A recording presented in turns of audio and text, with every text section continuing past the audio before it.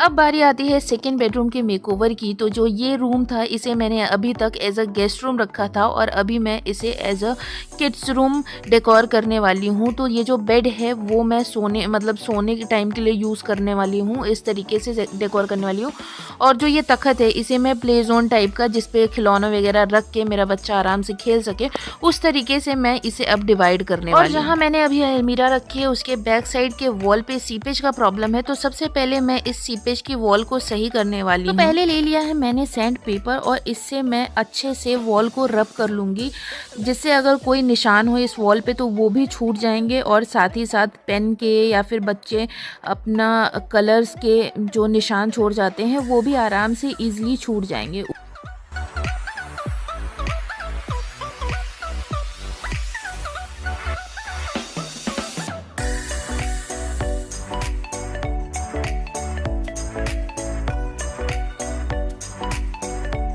अगर आपकी वॉल पे ऐसे निशान किसी भी चीज़ के पड़ गए हैं, पेन के, पेंसिल के, कलर्स के, या फिर कुछ ऐसा गिर गया है, और अगर आपका बेस पेंट जो कि पहले का पेंट है वो भी वाइट ही है और उसके ऊपर से जो पेंट हुआ है वो भी वाइट ही है, तो अगर आप हल्के हाथ से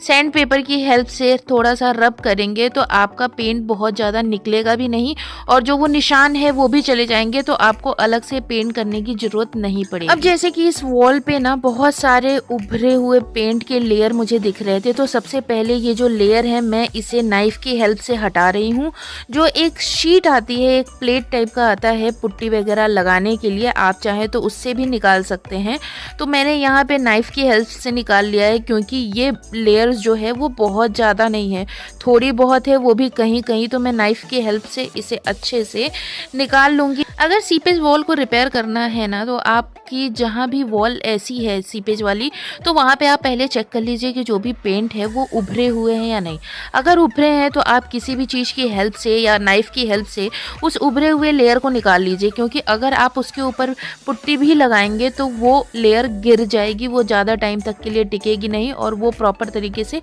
रिपेयर नहीं हो पाएगी।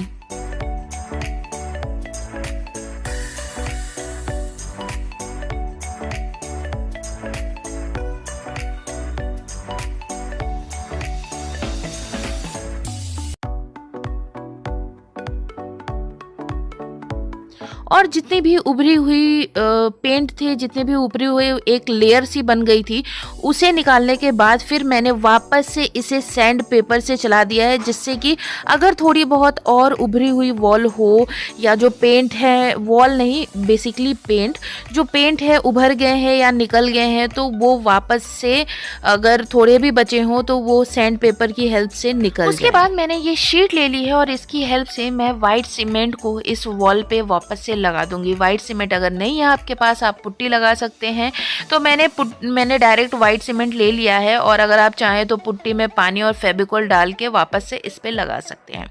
अब क्या करना है कि जब आपने अप्लाई करना है ना ये वाइट सीमेंट, तो इसे आप डायरेक्टली या तो अप्लाई कर दे, और अगर आपका डायरेक्टली आप अप्लाई नहीं कर पा रहे हो तो उसके बाद फिर आप सेकेंड चीज़ ये कर सकते हो कि उस पर एक स्प्रे बॉटल लेके उसमें वाटर फिल कर लीजिए और उससे स्प्रे करते जाइए, और ये सीमेंट को इस तरीके से एक ही डायरेक्शन में लगाते जाइए, तो भी बहुत अच्छे से और आसानी से लग जाएगा। व्हाइट सीमेंट लगाने के बाद एक दिन ड्राई होने का टाइम जरूर दीजिएगा, और उसके बाद फिर नॉर्मल से सैंड पेपर से ही रब कर लीजिएगा, जिससे कि जो आपकी वॉल है पूरी एक जैसी दिखने लग जाए और सेम लेयर में आ जाए। और बस उसके बाद फिर मैंने पेंट कर दिया था। अब बारी आती है इस रूम की क्लीनिंग की। तो सबसे पहले मैंने जो फैन था उसे क्लीन कर लिया है। एक नॉर्मल स्क्रबर लिया है, बहुत ज़्यादा हार्ड नहीं, नॉर्मल सॉफ्ट स्क्रबर लिया है, और उसकी हेल्प से एक सोल्यूशन जो विनेगर, बेकिंग सोडा और विम लिक्विड का है, उसी से मैं मोस्ट ऑफ द चीज़ों को क्लीन करती हूँ, क्योंकि उससे एक अलग ही फ्रेशनेस होती है। तो मैंने यहाँ फ्रंट साइड जो कि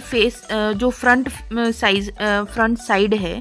हमारे फैन का, उस साइड में भी मैंने इसी तरीके से क्लीन कर दिया, और उसके बैक साइड को भी अच्छे से स्क्रब करके क्लीन कर दिया है। उसके बाद फिर मैंने एक टॉवेल का यूज़ किया है इसे वापस से वाइप करने के लिए, क्योंकि जो ये जो टॉवेल है ये थोड़ा हार्ड है, ये बहुत ज़्यादा जो रेशे वाले सॉफ्ट वाले आते होते हैं, ये वो वाला नहीं है। तो आप चाहें तो इस तरीके की क्लीनिंग के लिए, चाहे आपका जिन चीज़ों पे स्क्रैच ना पड़ती हूँ उन चीज़ों की क्लीनिंग के लिए आप हार्ड सा टॉवल रख सकते हैं, जो थोड़ा सा रफ़ होता है, मतलब वो काफ़ी सस्ते में आता है, उसको रख सकते हैं, थोड़ा हार्ड रहे, जिससे ना अगर आपने एक बार में स्क्रबर से आपका कहीं पे रब नहीं हुआ है तो जब आप वापस से उस टॉवल से रब करेंगे ना तो भी वो प्रॉपर क्लीन करेगा। उसके बाद यहाँ पे मैंने ये जो मेरा विंडो है उसको क्लीन कर लिया है। तो यहाँ पे क्या, यहाँ पे ये बहुत ही कम एरिया है, तो हाथ से करने पे बहुत सारे मतलब स्क्रैच आ जाते हैं हाथ में। तो सबसे पहले मैंने यहाँ पे क्या किया है कि ये जो डस्ट है उसे हटाने के लिए मैंने यहाँ हेयर ड्रायर का यूज़ किया है, जिससे जितने भी डस्ट पार्टिकल्स होंगे, जितने छोटे पार्टिकल्स भी होंगे, वो हेयर ड्रायर की हेल्प से हट जाएंगे।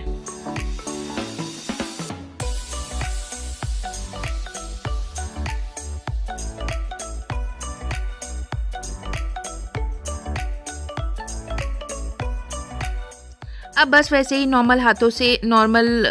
कपड़े से, कोई भी नॉर्मल कपड़ा लें आप जिससे बहुत ज़्यादा स्क्रैच ना पड़े, क्योंकि विंडो में भी ग्लास होते हैं तो उससे बहुत ज़्यादा स्क्रैच ना हो, इसके लिए आप नॉर्मल से कपड़े से इसे अच्छे से वाइप करके ऐसे ही प्रॉपर बीच बीच में क्लीन करते रहेंगे तो उतनी ज़्यादा। मैं यहाँ पे चीज़ों को थोड़ा इधर उधर सेट करके देख रही हूँ कि ये चीज़ कहाँ पे सेट हो रही है। इस टाइम मैं ये जो मेरा बेड है इसको मैं विंडो के साइड करना चाहती, फिर ये डिसाइड कर लिया था कि बेड यहाँ पे नहीं आ पाएगा, क्योंकि फिर मैं इतनी मेहनत करती और फिर बेड को वापस से लगा के देखती तो वो मेरी ज़्यादा मेहनत पड़ जाती। तो अगर आपको भी किसी भी फर्नीचर को कहीं पे भी शिफ्ट करना है तो पहले आप मेज़र कर लें, जिससे कि आपका जो काम है आसान हो जाएगा, आपको बार बार इधर से उधर करके नहीं देखना पड़ूंगी। नहीं आएगा तो फिर मैं इसको वापस से चेंज कर दूंगी। और यहाँ मैंने अपने हस्बैंड की हेल्प ली है, फिर मैंने इस अलमीरा को थोड़ा सा इस साइड पे चेंज कर दिया, जिस साइड के वॉल पे अलमीरा थी उसी साइड पे चेंज कर दिया है। बस मैंने क्या किया है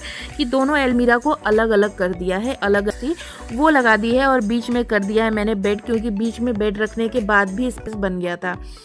और उसके बाद फिर मैंने यहाँ पे मैट्रेस वगैरह डाल के इस तरह करके रेडी कर लिया है। उसके बाद अब मैं यहाँ पे लगा दे रही हूँ जो भी मेरे हस्बैंड के क्लोथ हैं। तो इस क्लोजेट को मैंने प्रॉपर बना दिया है मेरे हस्बैंड के लिए, जिसमें इनका पूरा सामान रहेगा। और मोस्ट ऑफ द चीज़ों को मैं हैंगर में ही हूँ, क्योंकि आपकी जो चीज़ें हैं ना वो कम दिखने लग जाती हैं और आपको चीज़ें ईजिली मिलने लग जाती हैं। तो ये था इस रूम का पहले का लुक, और अब आप अब का देखिए।